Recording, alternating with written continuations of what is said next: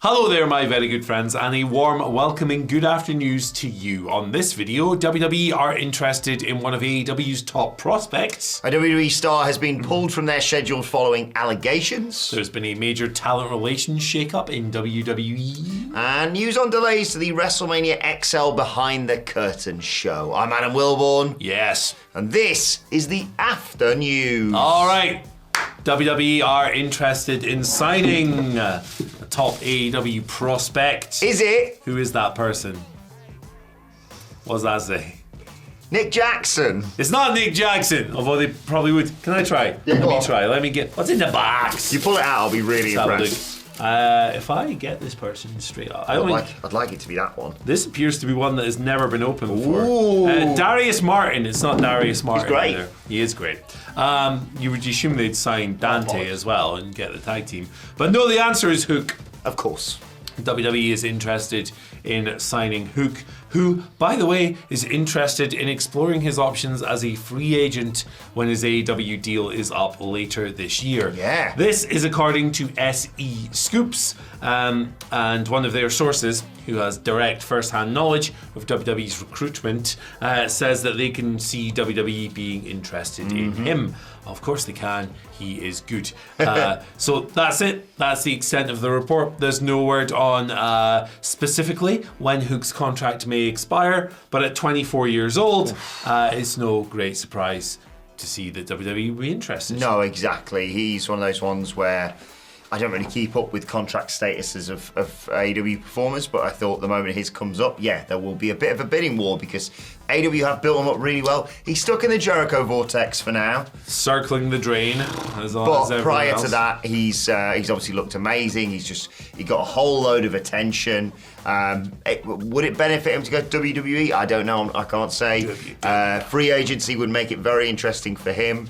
I think he could be great in NXT fighting Peter Pan. But I've no doubt wherever he ends up, he's going to be a megastar. I love Hook. Yeah, I'm a Hook guy as well. He's still very inexperienced, people forget. And, he's not the finished prospect, obviously. He still has some bits and pieces to tighten up. But I think he's quite far ahead for his experience level, and anything that he's not so great at now can be taught. The important thing with Hook is that he possesses a lot of things that cannot be taught. He has a presence about him. He has an aura. That's a favourite word of online wrestling discussions at the moment, but he does have one. I think he comes across as a naturally very cool guy, which helps a lot as well. Obviously, he's Taz's son. You'd imagine that Taz would be like, hey, get the best offer for yourself, but also I quite like working with you. Yeah. So that'll be an interesting dynamic to follow. With regards to WWE, man, I wouldn't want to subject anyone to the Vince Russo-esque creative of NXT. However, maybe he could learn a thing or two with the PC. Yeah, let's be honest, with the people that, it's slightly different, but with the people that WWE have picked up from AEW, they've just gone straight on to main roster. Obviously, Cody Rhodes was never going to go to NXT or anything like that. Jay Cargill, that they have a very good blueprint right now. It's sort of cheating because they're two huge stars in their own right, but they can say, come to us and look what happens. And you would assume, Taz, despite his connections to AEW, would still have a relatively good relationship with some people within WWE. Yeah, you'd think so. I can't imagine that would hurt it. No. Hurt the situation, put it that way. But yeah, I've enjoyed Hook. I've enjoyed his journey from just hoodie guy in Team Taz who doesn't really wrestle to actual wrestler. The Jericho stuff, it's a Chris Jericho storyline, right? Not always the most effective, I think it's fair to say, in elevating the people involved anymore. The dumb bit of booking on Wednesday night I saw. Yeah. Are they a partner? Are they rival? I don't know. It's just not fun. It's just not fun, man. So I'd like to see him doing something else. But yeah, it's Hook. He'll get a nice deal wherever. He could go to TNA and be one of the biggest people on that show, arguably. Yeah. I think it's just going to be whoever offers the best crisps or chips. Yeah, absolutely. And if it's Peter Pan, it's Peter Pan. You know what I mean? It might even be the alligator from. Oh yeah. Yeah, Swamp The Wrestling. ultimate, yeah. Well, actually, that's a great report from SC Scoops. Well, I have my report in that says that WWE are actually interested in another AEW star. And Andy, would you like to reveal who that is? Sure, why not?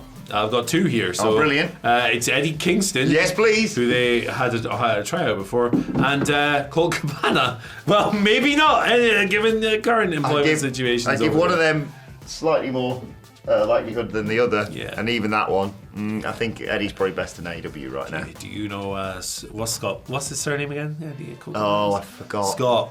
That I was trying to quote the line he said to Nick Hausman at the press conference, and I messed it up. Kind of blew up your own spot there. Yeah. Imagine in your head that was good. Right, let's move on and bring you the latest on Drew Gulak. He has been obviously pulled from WWE's schedule following allegations that you'll have heard all about in the recent weeks. There was a report a while back alleging that he'd grabbed the string on Ronda Rousey's sweatpants in 2022 backstage. Horrible stuff, all this. He came back and said that was actually just a mishap. Regardless, Fightful Select reporting that Gulak was pulled from all appearances across WrestleMania weekend. He was pulled from the Hall of Fame ceremony because it was concerned that he was going to be seated close to someone, close to Rousey's inner circle of friends. He didn't feature at all over WrestleMania weekend on TV, and the No Quarter Catch crew appeared on NXT without him. His name was even removed from the Titantron, although Fightful Select saying that was a relatively easy change. No creative plans for Gulak at this time, which makes a lot of sense, Andy. Yeah, it does. I know he issued a response stating that he was going to shake hands and he accidentally touched the drawstrings, and you know that's contrary to what Ronda Rousey has said, obviously. Yeah, I think it's the right move. Yeah. Like, you know, it will, if it wasn't an accident, it's abhorrent. Like, it's like really, really terrible, disgusting behaviour, the likes of which needs to be stamped out. It needs to be removed from the industry entirely. So, yeah, look, I think they've made a wise choice here. Yeah. And, yeah, if he did do that on purpose, it's just disgraceful behaviour. Exactly. And I feel sorry for Ronda Rousey in all of this. Yeah, regardless of whether he did it or not, the right decision completely by Definitely. WWE to just keep these things off television for this foreseeable future until this can be resolved one way or another. 100%. Let's talk about talent relations. There's been a bit of a shake-up in WWE. Over the past 24 hours, all of this stuff has broke. The head of talent relations, he's the EVP of talent relations, Dan Ventrell, is out of the company. This was first reported by SE Scoops. It's been corroborated by Fightful. My chair broke during that last segment. That's cute, isn't it? Yeah, good stuff. Might have to buy a new one. Mark Lee Willis is going to have to send some new ones. Yeah, he's already sent us some chairs. Let's do another one. So he's gone. Someone's got a screw loose. What the hell? What's going on? Dan Ventrell gone from WWE. Sorry, yes. He'd been in that position since September 2022. Another person involved in talent relations and development is Trent Wilfinger, who's no longer there. WWE, Nick Khan sent out a memo about this, saying that WWE has begun the process of reorganizing its talent relations group. People will be working under and reporting to Shawn Michaels in all of this. All of talent, which includes talent relations, development and recruiting, will continue to ultimately report to Paul Levesque. As of today, Dan Ventrell will be moving on from WWE. We thank Dan for his tremendous contributions. Role formerly held by Johnny Ace, of course. You can't hit me with a Will finger. Wilfinger. I'm still jet lagged and a bit all over the place with no warning. I'm sorry. I was all ready to make a ventriloquist joke, and then you've hit me with Steve Wilfinger or whatever his name is. Yeah. I have nothing to say on this story. I just want to move past it, but we wish them all the best in their future endeavours. Yeah, for sure. There's no word on why they're doing this. No. Hopefully the people who come in are good at their jobs and look after the talent. That's it. Wilfinger. I'm so sorry. What's the funniest surname you've ever heard? Fanny Schmeller with that. With Fanny that question with that. I can't beat that, really. Shout out to Bradley Walsh. I was going to say warm bath, but yeah. I'm really sorry. We're really jet lagged. Former Celtic player Raphael. I can't say the word because I'll have to censor it. That German player that John Watson got into trouble for not into trouble, but it's spelled with a K when he's yeah, and then Raphael S for Celtic. Yeah, it's swear words. Can't say them. Right. I almost dropped the C word there. We can't. See you next Tuesday. If you want your swears, get it in the morning usually. Yeah, that was a mess. Sorry. Anyway, finally, let's talk about WrestleMania XL Behind the Curtain. I was very excited about that. It was scheduled to drop on Wednesday. There was advertisements. Well, at least I think there was. I never can tell when we're at a show what's on telly and what's not. But everyone was very excited about WrestleMania XL Behind the Curtain. And then Wednesday happened and people were like, where is it then? Yeah, it was meant to drop on YouTube. Fightful, yet again, though, with some great reporting. They spoke with WWE sources who said that the move has been made to add more footage from this past weekend to the show.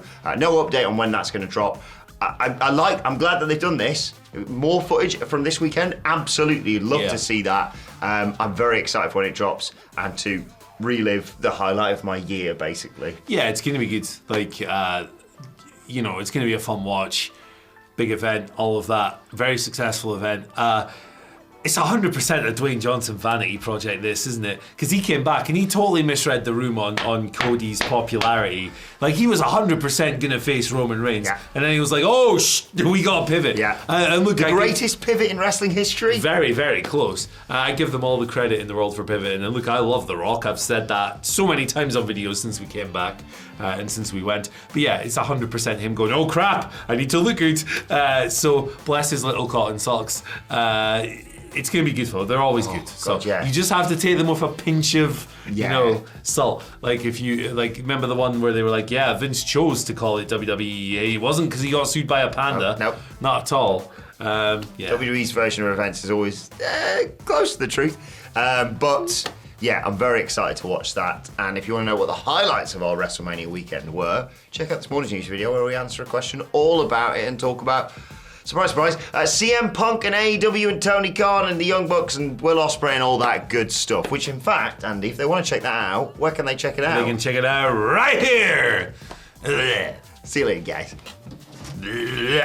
He's back. He's dead.